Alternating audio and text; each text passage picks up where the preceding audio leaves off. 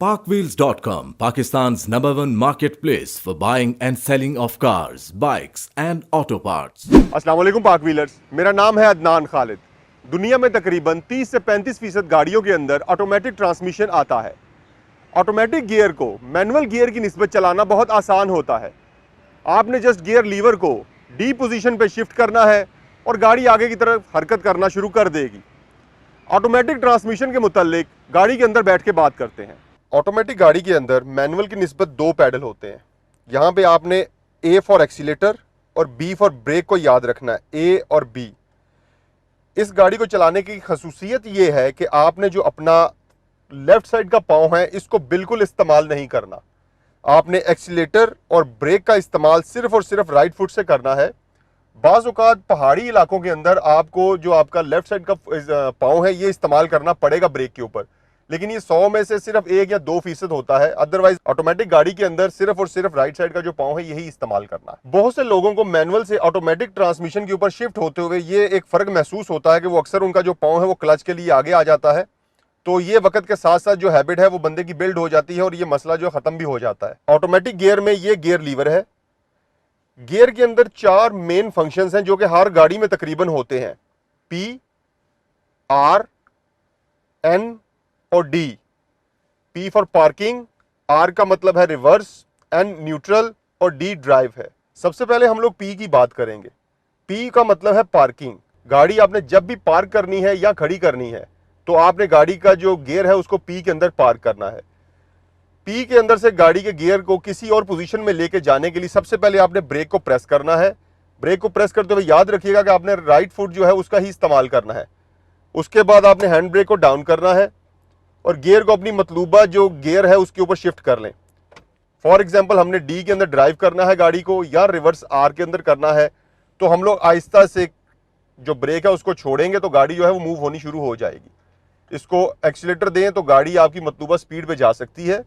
इसको रोकने के लिए दोबारा आहिस्ता से ब्रेक को प्रेस करें, गाड़ी रुकेगी।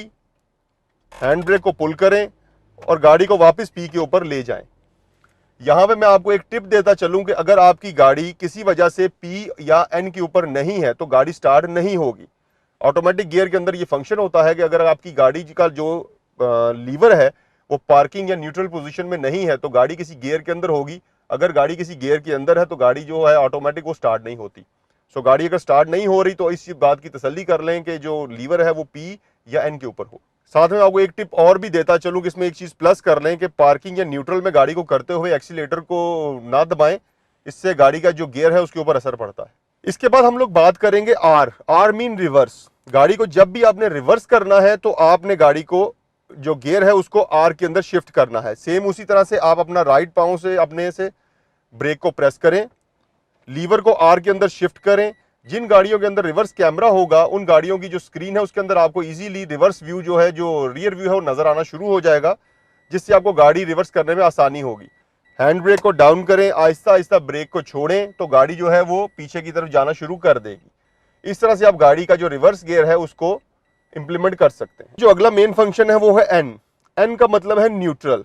पार्किंग और न्यूट्रल में एक चीज जो सबसे बड़ा फर्क है, इसमें पार्किंग के अंदर जो आपके ड्राइव व्हील्स होते हैं वो लॉक हो जाते हैं। एन के अंदर जो आपका ड्राइव व्हील होते हैं वो फ्री हो जाते हैं।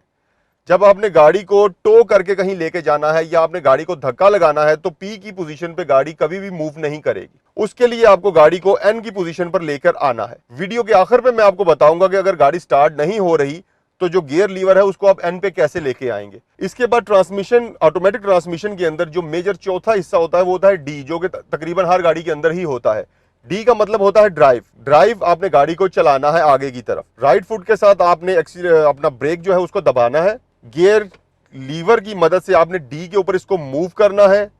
हैंड ब्रेक को डाउन करें और आहिस्ता आहिस्ता जो ब्रेक है उसको छोड़ें तो गाड़ी आगे की तरफ जाना शुरू होगी। इसके बाद गाड़ी की स्पीड का तमाम कंट्रोल जो है वो आपके एक्सीलेटर पे आ जाएगा कि आपने गाड़ी को कितना तेज चलाना है, गाड़ी को किस तरह से मूव करना है। गाड़ी को ड्राइव के दौरान जिस वक्त भी आपने रोकना है तो आपको ब्रेक का इस्तेमाल करना पड़ेगा। गियर की शिफ्टिंग जो है वो ऑटोमेटिक ट्रांसमिशन के अंदर टोटल गियर के ऊपर डिपेंड करती है कि वो गियर खुद ब खुद ही शिफ्ट करता है। आपने मैनुअल की तरह जो गियर है उसको शिफ्ट नहीं करना। आपने सिर्फ ज़रूरत के मुताबिक एक्सीलेटर देना है ताकि गाड़ी को आगे जाने में जो है वो आसानी हो। आप गाड़ी को रोकेंगे ब्रेक के जरिए, गाड़ी को चलाएंगे एक्सीलेटर के जरिए, आपने गियर को मूव नहीं करना। अब मैं ऑटोमेटिक गियर्स के मुख्तलिफ मोड्स के मुतालिक बात करूंगा, जो कि वेरिएंट वाइज मुख्तलिफ भी हो सकते हैं कि गाड़ियों के ऑटोमेटिक गियर में कौन कौन सा फंक्शन आ सकता है जो मैक्सिमम आते हैं, और उनको आपने कैसे उन फंक्शंस को इस्तेमाल करना है ऑटोमेटिक गियर के अंदर। कुछ गाड़ियों में एक्स्ट्रा पोजीशंस 3, 2, L होती हैं, जिनमें L फर्स्ट गियर के बराबर होता है। इसी तरह से D3, 2 आते हैं। ये गियर्स आमतौर पर पहाड़ों पर या ऊंचे नीचे रास्तों में इस्तेमाल हो सकते हैं, जिससे इंजन ब्रेकिंग में मदद मिलती है। इन गियर्स के इस्तेमाल से आपको हर वक्त ब्रेक का इस्तेमाल नहीं करना पड़ता, और इसी वजह से जो गाड़ी की ब्रेक्स हैं वो गर्म भी नहीं होती, जिससे ब्रेक एफिशिएंसी जो है वो बेहतर होती है। इन गियर्स में जितना नंबर जो है वो नीचे आता जाएगा, यानी कि 3, 2, 1 आता जाएगा, जो इंजन ब्रेकिंग है वो उतनी ही बेहतर होती जाएगी। इन गियर्स को आप बर्फ वगैरह में भी इस्तेमाल कर सकते हैं। अक्सर गाड़ियों में S, B और M आते हैं। S यानी स्पोर्ट। इस मोड में ट्विस्टेड रोड्स पर आप गाड़ी को अच्छी तरह से जो है वो चला सकते हैं, इसकी पिक अच्छी होती है। S पोजीशन में लोअर गियर को देर तक एंगेज रखा जा सकता है। इसी तरह हम लोग B की बात करें तो B जो है वो ब्रेकिंग है। इस मोड में इंजन ड्रैग को बढ़ाया जा सकता है और इंजन ब्रेकिंग बहुत बेहतर होती है। अब बात करते हैं मैनुअल की, M की। जो M है वो मैनुअल मोड है। आपने अक्सर गाड़ियों में प्लस और माइनस का साइन भी देखा होगा, पैडल शिफ्टर होता है, उसके अंदर भी आता है। अक्सर गाड़ियों में ये जो है वो पैडल शिफ्टर भी आ रहा है, और पैडल शिफ्टर भी जो है वो प्लस और माइनस के तरह आप इसको यूज कर सकते हैं। जैसा कि मैंने आपको वीडियो के शुरू में बताया था कि अगर किसी भी मॉल फंक्शन की वजह से गाड़ी का जो गियर लीवर है ये मूव ना करे, गाड़ी स्टार्ट नहीं होगी, ये मूव नहीं करेगा। गाड़ी में अगर कोई मॉल फंक्शन आता है, कोई मसला हो जाएगा, ये फिर भी मूव नहीं करेगा। इसको मूव करने का तरीका ये होगा कि इसके साथ ये शिफ्ट लॉक लगा होता है। ये हर गियर के अंदर, हर ऑटोमेटिक गियर में होता है। गाड़ी की जो चाबी है उसके जरिए या किसी स्क्रू ड्राइवर के जरिए, बारीक स्क्रू ड्राइवर के जरिए आप इसको पुश कर सकते हैं। जैसे ही आप शिफ्ट लॉक को पुश करेंगे, ऑपरेट करेंगे, तो जो गाड़ी का गियर लीवर है ये मूव करेगा। इसको मूव करने के बाद आप N पोजीशन पे लेके आए और गाड़ी के जो व्हील्स हैं, जो ड्राइव व्हील्स हैं, वो फ्री हो जाएंगे और गाड़ी को आप धक्का लगा के किसी जगह पे भी या टो करके किसी भी जगह पे जो गाड़ी है उसको मूव कर सकते हैं। अब बात करते हैं ऑटोमेटिक ट्रांसमिशन के पार्ट्स की। इसके मेजर पार्ट्स में torque converter, oil pump, planetary gear set, clutch packs, output shaft, brand brake और वाल्व बॉडी शामिल है। अब आखिर में बात करते हैं कि ऑटोमेटिक ट्रांसमिशन को चलाने के लिए आपको कुछ बातों का खास ख्याल रखना है। वो क्या है? नंबर 1 पर आता है, आपने जब भी गियर शिफ्ट करना है, यानी R से D या D से R, तो इस बात की तसल्ली कर लें कि गाड़ी मुकम्मल तौर पर रुक जाए, क्योंकि मोशन को मुखालिफ समत में चलाने के लिए इससे पहले रोकना पड़ता है। आप इसको इस बात से समझें कि अगर आप आगे की तरफ चल रहे हैं तो बगैर रुके हुए आप पीछे की तरफ खुद से नहीं चल सकते, क्योंकि मोशन को मुखालिफ समत में चलाने के लिए उसको पहले रुकना पड़ता है। और ये भी आपको ब्रेक के जरिए ही रोकना है, गियर के जरिए नहीं रोकना। अगर गियर के जरिए रोकेंगे तो गियर के ऊपर जो है वो इसका बुरा असर पड़ सकता है, क्योंकि ट्रांसमिशन जो है वो शिफ्टिंग के लिए होता है और ब्रेक जो है वो एक्चुअली गाड़ी को रोकने के लिए होती है। नंबर 2 पे आता है, जब आप सिग्नल पर गाड़ी को खड़ा करेंगे तो आपको N पर इसको लाना जरूरी नहीं है, क्योंकि कुछ लोगों का ख्याल ये है कि D में रखने से आप गियर पर जोर ज्यादा डालेंगे। यहां तक ये बात बिल्कुल ठीक है कि गियर पर जोर ज्यादा डालेंगे, लेकिन वो बहुत ज्यादा इंपैक्ट नहीं है, वो पॉइंट्स में आता है। मगर आप अगर ये देखें कि टॉर्क कन्वर्टर के अंदर एक टरबाइन लगी हुई है, अगर वो लगातार चलती रहेगी तो टायरों पे जो उसने पावर देनी है उसको वो पावर देते हुए जोर ज्यादा नहीं लगेगा। जबकि N से वापस D पे आने के ऊपर पहले टरबाइन चलेगी, उसके बाद वो जब वो जोर आगे पावर मुंतकिल करेगी तो उसका जोर ज्यादा लगेगा। नंबर 3, जब आप पहाड़ से नीचे उतर रहे हो तो गियर को N पर ना रखें, इससे आपका जो कंट्रोल है वो गाड़ी पर कम हो जाएगा, क्योंकि जैसे मैंने पहले बताया है कि गाड़ी जो है वो बिल्कुल फ्री हो जाएगी। उस मोड के अंदर N के ऊपर आप गियर शिफ्ट तो नहीं कर सकेंगे, लेकिन आप सिर्फ ब्रेक के जरिए गाड़ी को रोक सकते हैं। सो पहाड़ों से नीचे उतरते हुए N पे बिल्कुल इसको ना लेके आए, इसको D में रहने दें, ताकि गियर जो है वो अपनी मदद आपके तहत चले, अगर आपको इसके दूसरे फंक्शंस के बारे में नहीं पता तो। नंबर 4, आपको कभी भी गाड़ी को मुकम्मल तौर पर रोकने से पहले P पर नहीं करना। आजकल वैसे भी ऑटोमेटिक गाड़ियां जो नई आ रही हैं उनमें यह सिस्टम आ रहा है कि जब तक गाड़ी मुकम्मल तौर पर रुक नहीं जाती वो P पर शिफ्ट नहीं होगा। इसकी वजह यह है कि जब आप गियर लीवर को P पर करते हैं तो आउटपुट शाफ्ट जो कि गियर के अंदर होती है उसको पार्किंग पॉल के जरिए लॉक कर दिया जाता है, क्योंकि जिन टायरों को पावर मिलती है वो आउटपुट शाफ्ट के साथ लगे होते हैं, इसलिए लॉक करने की सूरत में हरकत नहीं कर सकते। पार्किंग पॉल एक किस्म का पार्ट है जो कि गियर के अंदर होता है। गियर लीवर को कभी भी पार्किंग से एकदम से रेस देने के बाद डी में शिफ्ट ना करें, क्योंकि जो इंजन होता है ये एक फ्लेक्स प्लेट के जरिए टॉर्क कन्वर्टर के साथ अटैच हुआ होता है। जब आप ये काम करेंगे तो गाड़ी का जो टॉर्क है रेस देने से वो एकदम से बढ़ जाएगा, और जब वो गियर पे आप शिफ्ट करेंगे तो इससे गियर को जो है वो डैमेज होने का खदशा जो है वो पैदा हो सकता है। अगर मैं बात को इस तरह से समझाऊं कि अगर आप आरपीएम को 6000 या 5000 आरपीएम पर रेस देते हैं तो एकदम से आपने पी से इसको डी ड्राइव में नहीं करना जब तक वो आरपीएम अपनी असल हालत में 700-800 आरपीएम की पोजीशन पे ना आ जाए।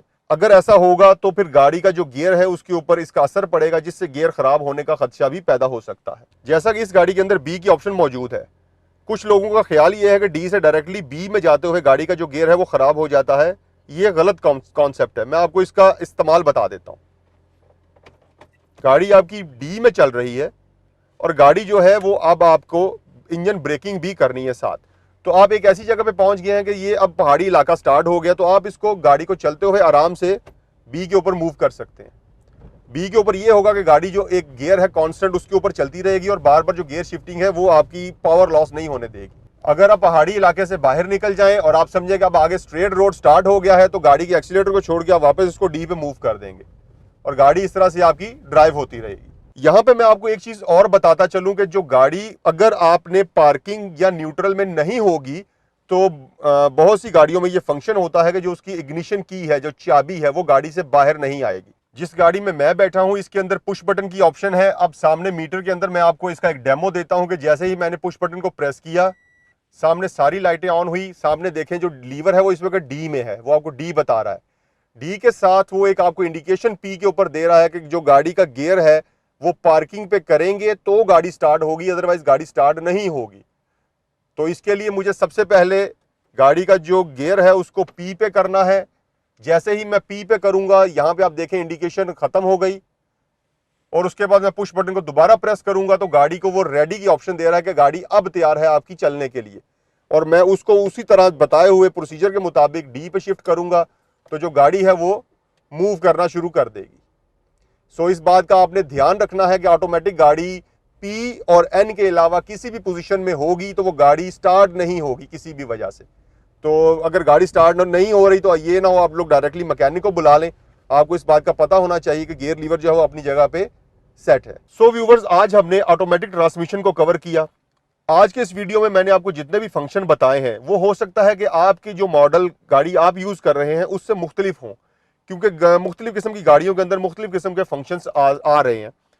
अगर आप समझते हैं कि आपके फंक्शंस आज के बताए हुए फंक्शन से मुख्तलिफ हैं तो गाड़ी का ऑनर मैनुअल जो है उसको जरूर पढ़ें। अगर आपको उसकी समझ नहीं आती तो नीचे कमेंट बॉक्स में आप हमें कमेंट करें। इंशाल्लाह मैं कोशिश करूंगा कि आपके उस कमेंट को पढ़कर आपको मजीद गाइड कर सकूं उसमें। अगर आप एक इस्तेमाल शुदा गाड़ी खरीदना चाह रहे हैं तो पाक व्हील की कार इंस्पेक्शन सर्विस से जरूर इस्तेफादा हासिल करें। हमारी कार इंस्पेक्शन की सर्विस 210 पॉइंट्स के ऊपर बनती है और ये एक कॉम्प्रिहेंसिव रिपोर्ट होती है जो आपको गाड़ी की खरीदारी में काफी मददगार साबित होती है।